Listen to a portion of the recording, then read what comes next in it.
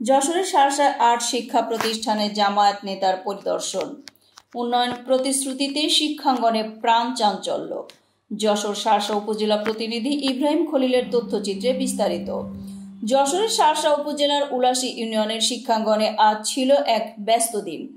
ইউনিয়নের ৮টি শিক্ষা প্রতিষ্ঠানে পরিদর্শন ও মতবিনিময় করেছেন বাংলাদেশ জামায়াতে ইসলামী কেন্দ্রীয় কর্মপরিষদ সদস্য এবং যশোর ৮৫/১ আসনের সংসদ সদস্য পদপ্রার্থী মাওলানা আজিজুর রহমান।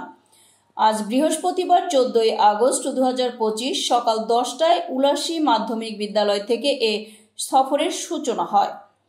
এরপর পর্যায়ক্রমে উলাশী সরকারি প্রাথমিক বিদ্যালয়, ধলদাহ TRS মাধ্যমিক বিদ্যালয় ও ধলদাহ সরকারি প্রাথমিক বিদ্যালয়, লাউতারা রাবেতাতুল উলুম দাখিল মাদ্রাসা, লাউতারা সরকারি প্রাথমিক বিদ্যালয় এবং কন্যাদাহ দাখিল মাদ্রাসা পরিদর্শন শেষে দিনব্যাপী কর্মসূচি শেষ হয়। প্রধান অতিথি ছিলেন মাওলানা আজিজুর রহমান।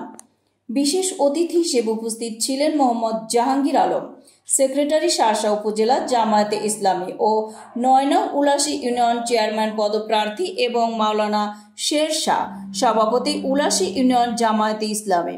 টিমের অন্যান্য সদস্যদের মধ্যে ছিলেন মেরাজ হোসেন, শাহাবুদ্দিন, আলমগীর হোসেন, ওয়ালিদ হাসান প্রমুখ।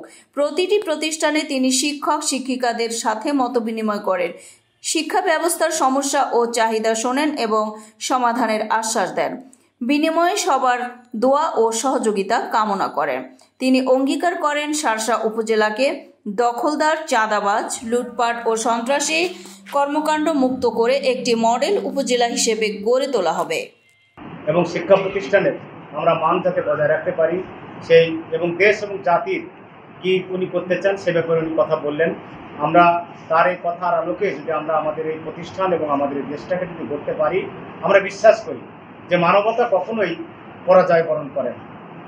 তাকে আমরা দিতে পারি, তবুও আমরা আন্তরিকতা এবং আল্লাহ পাকের শুকরিয়া জানাই যে এই বয়সেও তিনি আমাদের সাথে ইসলামের দিক নির্দেশনামূলক কথা বলেন।